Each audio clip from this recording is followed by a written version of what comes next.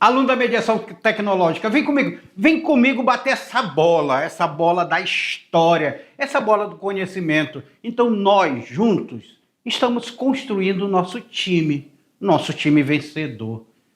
Olha o professor em clima de Copa do Mundo aí, mas, queridos alunos, nós estamos falando do Brasil.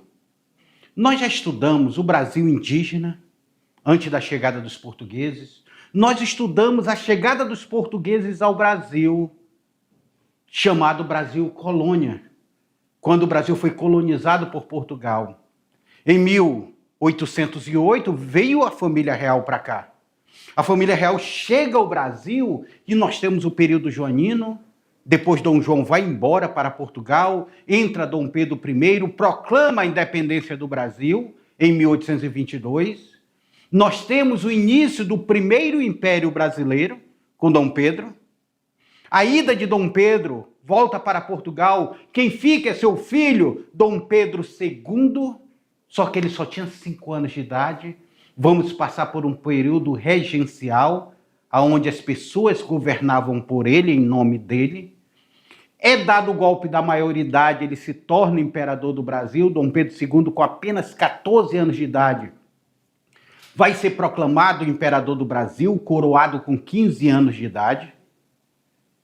Esse período nós vamos chamar de Segundo Império, que vai perdurar até 1889, quando nós tivemos um golpe militar chamado Proclamação da República.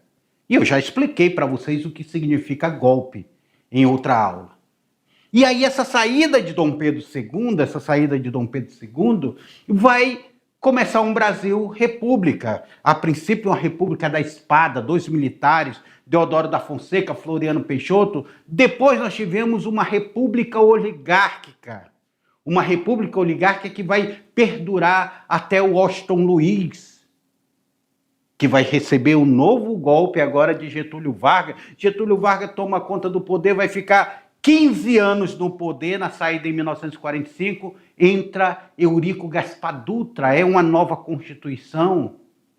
Vimos também que depois desse período, vamos passar por um período populista. Getúlio Vargas volta eleito, se mata, a sua sucessão depois vai ser dado por Juscelino Kubitschek como presidente eleito do Brasil. Juscelino sai, Jânio Quadro assume, Jânio Quadro renuncia da noite para o dia, entra João Goulart, os militares não aceitam muito João Goulart, vão dar um golpe. Em 64, nós temos um golpe que vai durar 21 anos.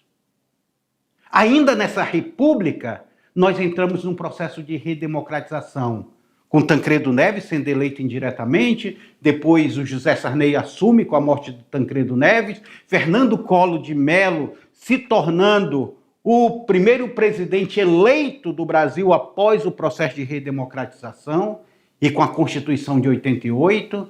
Fernando Collor de Mello renuncia para não ser cassado, quem assume é Itamar Franco. Itamar Franco lança o Plano Real.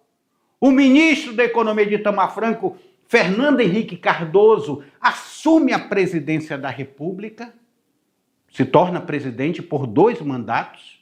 Depois ele não consegue fazer a sua sucessão. Quem entra vai ser o Luiz Inácio Lula da Silva por mais 2 mandatos.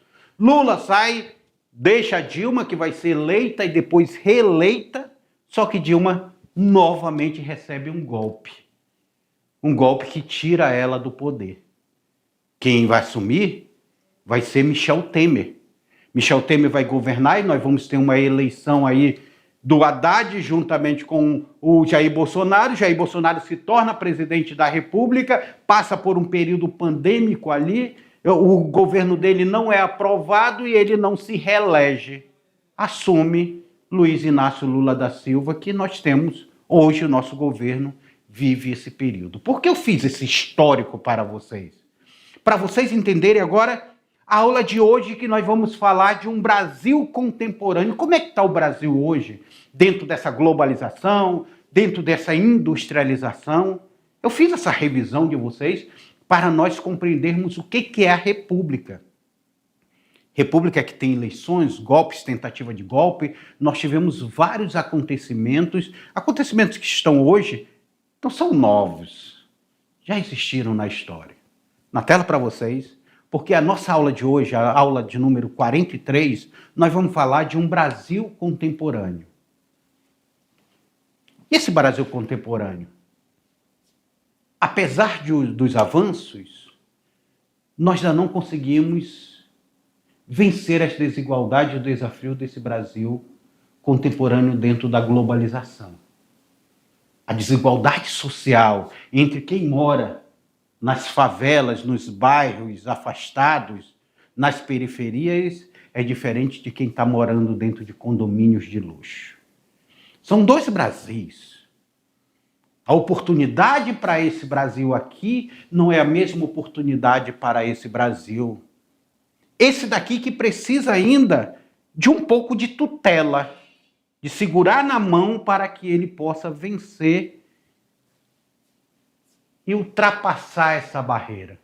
É por isso que é lançado programas sociais como Bolsa Família, como o ProUni, como o FIES e outros programas sociais, Minha Casa Minha Vida e outros programas sociais para tentar dar um suporte para que esse Brasil possa atravessar essa ponte da desigualdade, que na realidade não é a ponte, é um abismo da desigualdade. Na tela. O Brasil é uma das maiores economias do mundo, mas ainda apresenta desigualdades sociais. Enquanto parte da população possui acesso à educação, possui acesso à saúde, à tecnologia, milhões de pessoas vivem em situação de pobreza e exclusão. Essa desigualdade tem origem histórica ligada à concentração de renda, à escravidão e ao desenvolvimento econômico desigual. Nós temos.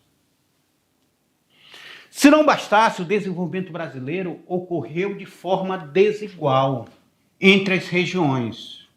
O Sudeste concentrou indústria e investimento, enquanto o Norte e o Nordeste enfrentaram maiores dificuldades econômicas e estruturais.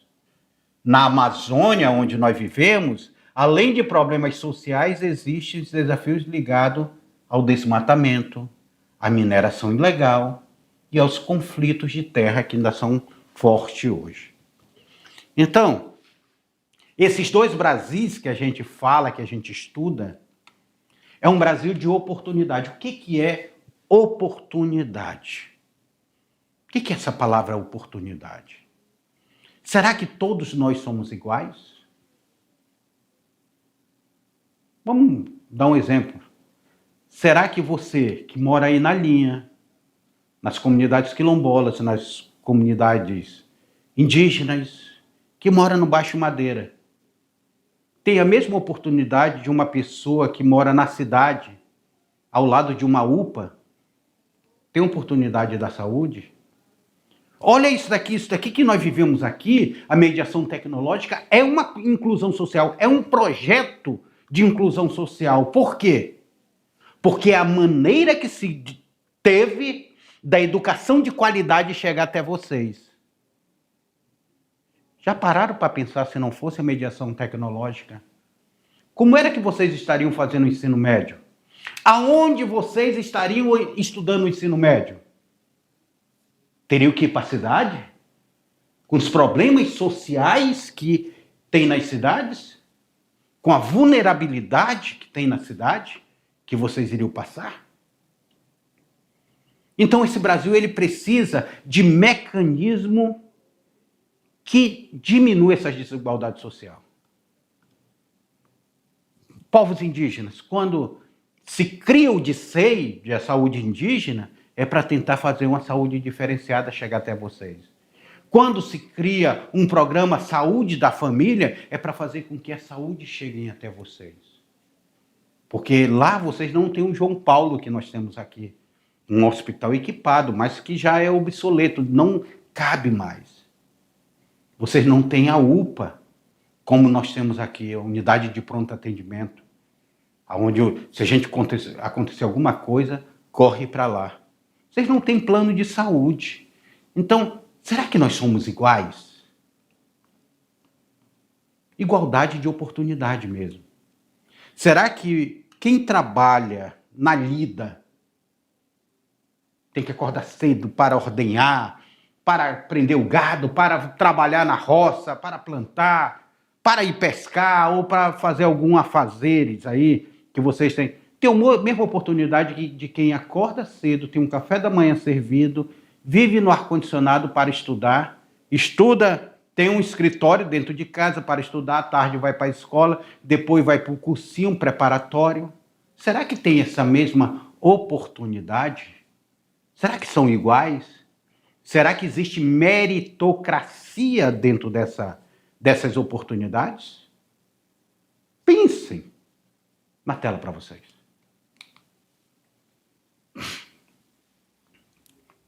Beber uma água aqui. A globalização, o Brasil ampliou sua participação na economia mundial. O Brasil hoje é uma potência em crescimento. Nós estávamos lá em 20º, passamos para 13º, nós estamos aí chegando, nós já fazemos parte do G7. Fazíamos parte só do G20, aí fomos convidados para o G7. Importando produtos agrícolas, minerais e industriais. Porém, crises internacionais afetam diretamente o país, provocando inflação, desemprego e instabilidade econômica. Além disso, o avanço tecnológico e a automação exigem maior qualificação profissional. Hoje você já consegue compreender o que é uma inteligência artificial? Entre os principais desafios brasileiros estão o combate à desigualdade,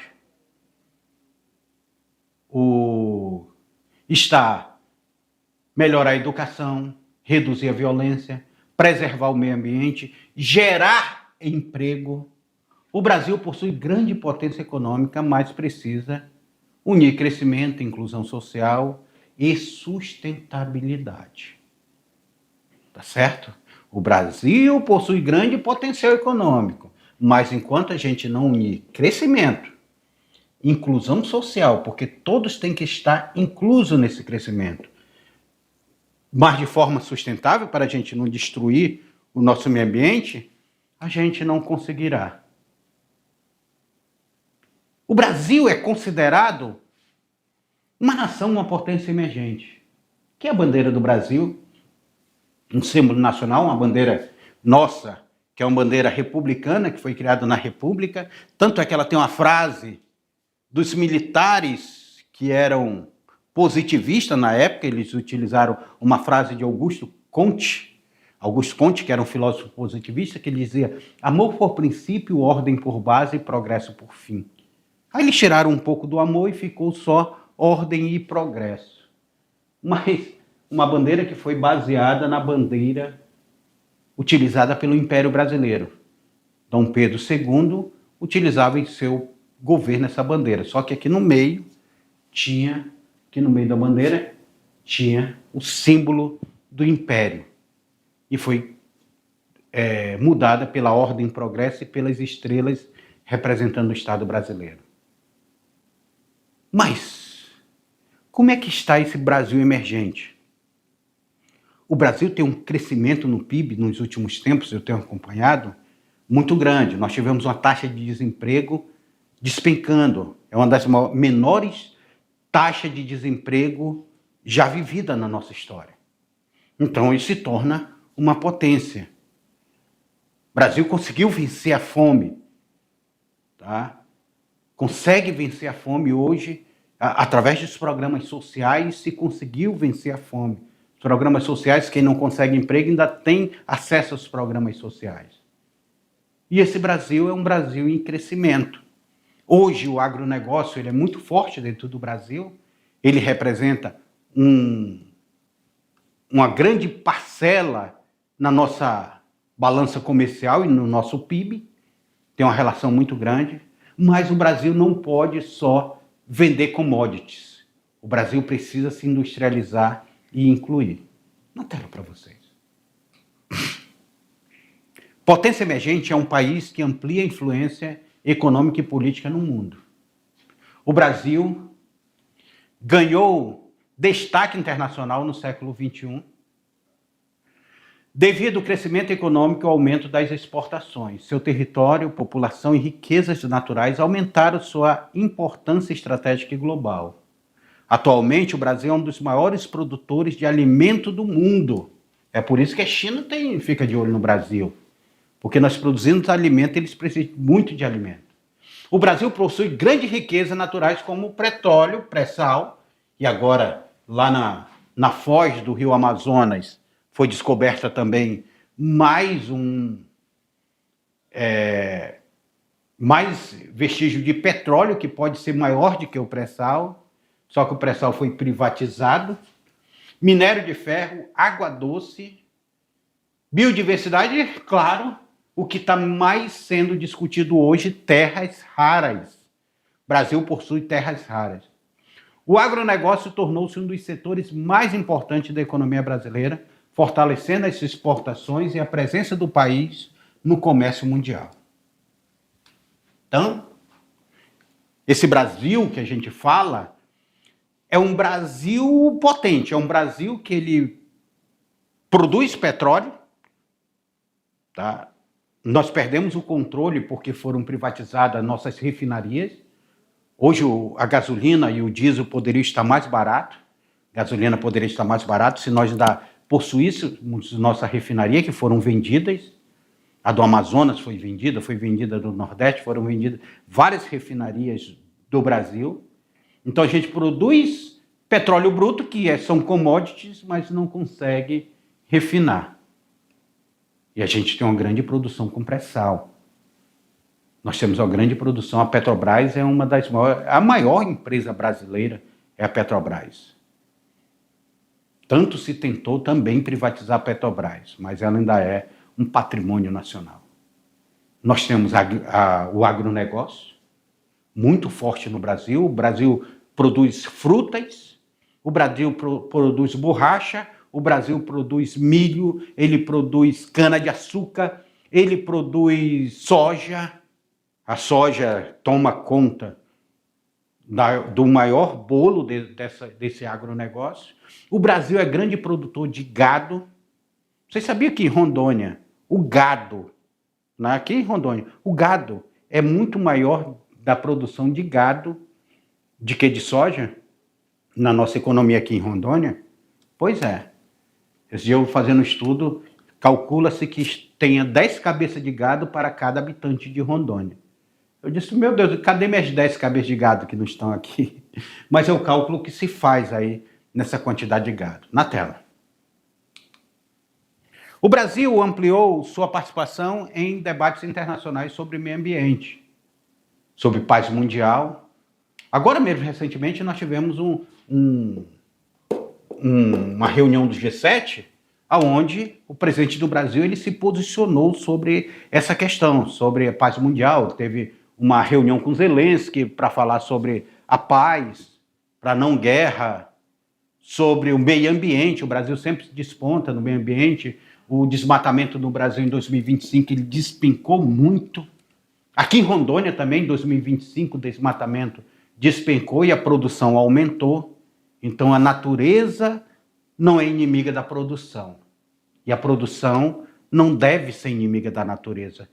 Tem que haver sustentabilidade. Eram aqueles nossos projetos, né, de educação ambiental que nós fizemos no primeiro e no segundo ano. O país participa da ONU, do G20, de outros organismos internacionais, defendendo maior espaço para os países emergentes nas decisões globais. Apesar da potência econômica, o Brasil enfrenta problemas como crise política. A crise política, hoje nós temos aqui um debate político quase bipartidário entre duas tendências políticas. Corrupção, que é uma coisa histórica no Brasil. Nós recentemente vimos aí o escândalo de um banco, o Banco Master, né? A desigualdade social, o baixo investimento em ciência e tecnologia. E esse desafio dificultaram a consolidação do país como grande potência mundial. Quando a gente fala de corrupção, gente, nós não estamos falando de corrupção só de um lado não, tá? Existe corrupção do lado da direita, corrupção do lado da esquerda, dentro dos três poderes, do executivo, do legislativo e do judiciário. Tudo isso envolve esse processo de corrupção que o Brasil passa.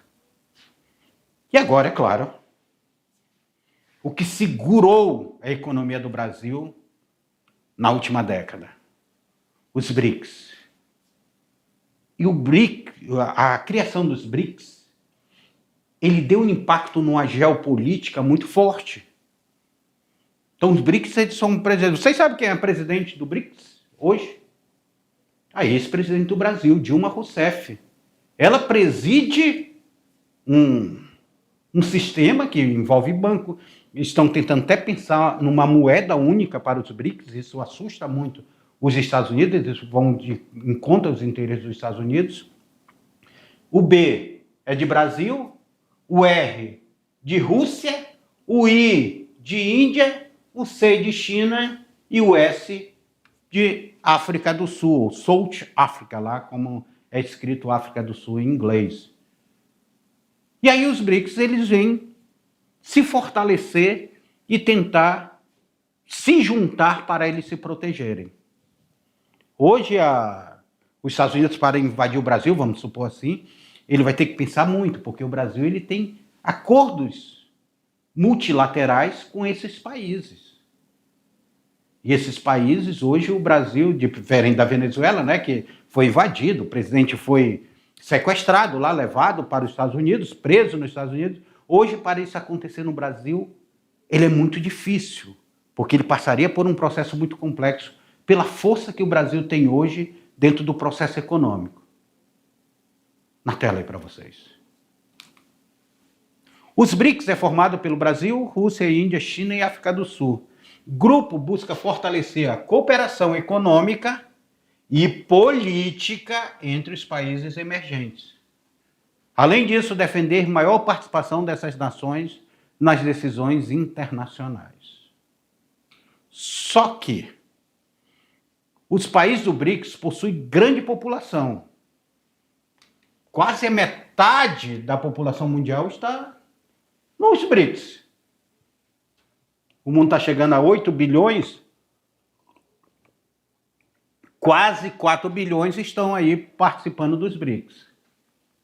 A China, com certeza, é o principal economia desse grupo, enquanto o Brasil se destaca pela produção agrícola e pela produção mineral. Aí, de mãos dadas, as lideranças desse BRICS, Brasil, China, Índia, Rússia e África do Sul, de mãos dadas, aí é uma simbologia de que eles tentam se fortalecer por serem países emergentes. Hoje a maior potência do mundo, sem dúvida, ainda é os Estados Unidos. Potência econômica, potência militar, possui o maior arsenal de armamento nuclear. Hoje é os Estados Unidos a maior potência. Só que os Estados Unidos está enfrentando um problema social interno muito forte. O próprio presidente de lá agora, a aceitação dele populacional caiu muito. Caiu muito, porque ele se envolveu numa guerra, que ele teve que sair dessa guerra e assinar um acordo. Ele inventou a guerra, gastou 7 bilhões numa guerra, e agora ele assina um acordo de 300 bilhões para a reconstrução do país. Para reabrir um estreito que já era aberto antes da guerra. Então ficou meio sem sentido. Então a imagem dele decaiu muito sobre essa questão. E quem tem crescido muito é a China. A China que recepciona lá grandes potências mundiais, que vê ela como grande parceiro comercial. Na tela. O crescimento dos BRICS fortaleceu multipolaridade. Multipolaridade por quê? Porque está aqui o Brasil, está aqui a China, está aqui a África do Sul, está aqui a Índia, está aqui a Rússia, representada aí. Reduziu parcialmente a influência exclusiva dos Estados Unidos, tá? Porque a influência para o Brasil era muito ligada aos Estados Unidos. principalmente no período militar e pós o período militar, com o Fundo Monetário Internacional, que a gente chama de FMI. Quando nós nos livramos do FMI, foi uma vitória muito grande. Foi no primeiro governo Lula que nós nos livramos do FMI. E aí, em 2025, os BRICS expandiu, é formado por mais 11 países. Agora não são só os 5 países iniciais, tem mais países formando o BRIC, porque agora, além de Brasil, Rússia, Índia, China e África do Sul, entrou para formar os BRICS Arábia Saudita, imagina, produtor de petróleo grandiosa, Egito, Emirados Árabes, olha aqui, ó, só estou falando de petróleo aqui, ó, de energia. Emirados Árabes Unidos, desculpa o nome dele. A Etiópia, mais um país em ascensão, em crescimento da África. A Indonésia e o Irã. Então, os BRICS chegando ao Oriente Médio e chegando também à África. Apesar da importância do grupo, os BRICS apresentam diferentes políticas econômicas entre seus membros. Existem desafios como conflitos diplomáticos, diferenças ideológicas entre seus membros, dependência econômica e tensões internacionais.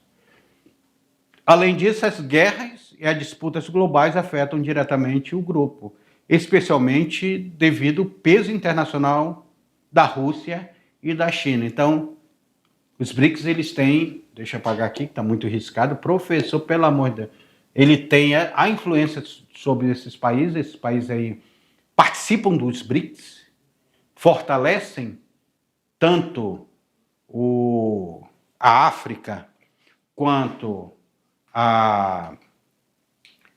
fortalece a África, enfraquece a Europa, porque a Europa ela tinha uma hegemonia juntamente com os Estados Unidos. Então os BRICS eles saem um pouco dessa tutela europeia e dessa tutela norte-americana e tenta caminhar com as suas próprias pernas dentro dessa construção.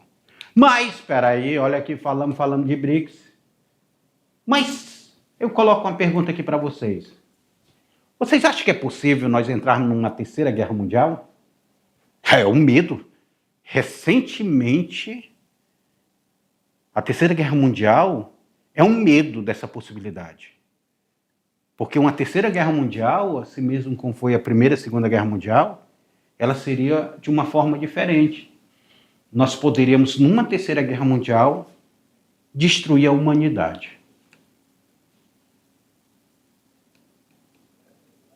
Na tela para vocês.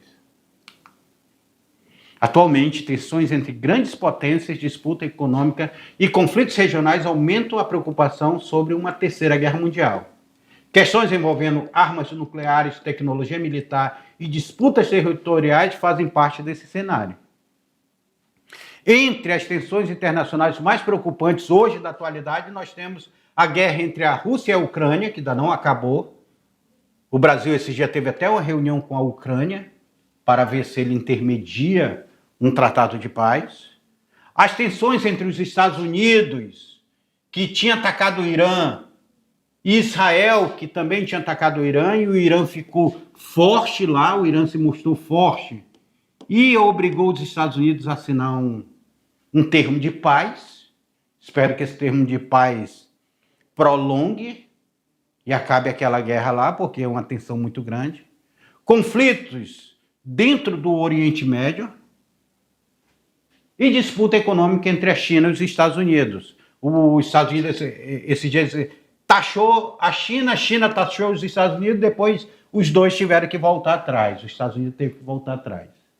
E além das guerras tradicionais, existem também ataques virtuais e guerras cibernéticas. As inteligências artificiais, gente, estão dentro dessa disputa. Olha aqui, ó. Essas potências aqui, é o medo. Esse infográfico aqui, dessas potências, Irã e Israel aqui, que não conseguem se acertar.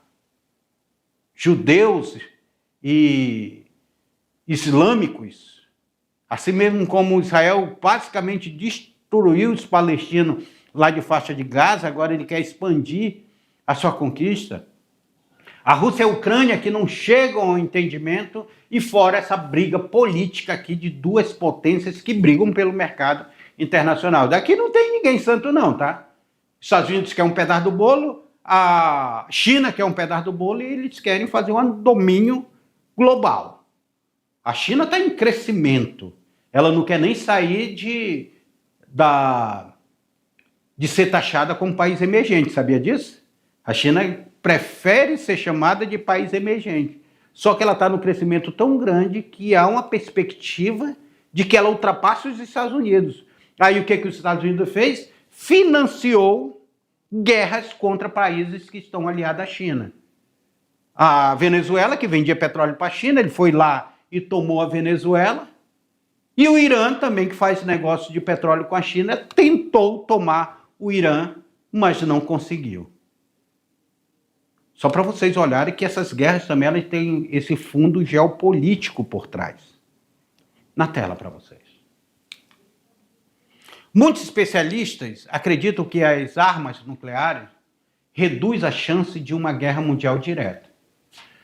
Por quê? Como todo mundo tem arma nuclear, gente, mas o único que usou arma nuclear contra outro país foram os Estados Unidos. O único que usou, dentro da história, arma nuclear contra outro país foram os Estados Unidos. Na Segunda Guerra Mundial. Reduz a chance de uma guerra mundial direta por causa do risco de destruição global. Os países preferem disputar poder por meio indiretos, como sanções econômicas, aquela sobretaxação dos Estados Unidos, apoio militares a aliados e disputas comerciais, corridas tecnológicas, e esse cenário lembra vários aspectos ainda da chamada Guerra Fria. Seria uma nova Guerra Fria que nós estamos vivendo? Seria? Será que essa disputa de poder entre essas nações nos traz uma Guerra Fria? Porque temos aqui outros conflitos aqui que nós vivemos ainda no mundo. Coloquei na tela aí, deixa eu mostrar aqui para vocês aqui, ó. Impactos regionais. Nós temos conflitos no Iêmen, na Síria, Mianmar, na África e em outras regiões. Guerras civis, terrorismo, nós temos crise humanitária, nós temos instabilidade política em várias partes do mundo. Tá? Aqui, o conflito direto de tensões históricas envolvendo ataques, mísseis e ameaças nucleares entre o Irã e Israel, Rússia e Ucrânia, a invasão iniciada em 2022 já deixou milhares de mortos, milhões de refugiados e cidades destruídas. Há disputas comerciais e tecnológicas e militares por influência global entre a China e os Estados Unidos. Tudo isso, o mundo vive esse momento de tensão. Muito tensão. E o Brasil? O Brasil tradicionalmente defende soluções diplomáticas. O Brasil não gosta muito de guerra, não. As negociações pacíficas nos conflitos internacionais. O país participa da Organização das Nações Unidas e de debates globais relacionados à paz, meio ambiente e cooperação internacional. Embora exista preocupação com novos conflitos globais, muitos estudiosos acreditam que a integração econômica mundial ajuda a evitar guerra de grande escala. É torcermos para que não haja uma guerra mundial. E chegamos aqui ao final dessa aula, mas uma aula que trabalha esse Brasil contemporâneo, uma perspectiva do Brasil para essa geopolítica mundial. Espero que vocês tenham compreendido bem o que nós trabalhamos nessa aula e para que não cheguemos a este ápice. Porque numa guerra não tem vencedores. Numa guerra, a bomba que cai na cabeça, ela não escolhe a sua vítima. Numa guerra, todos perdem ninguém ganha. Até a próxima aula.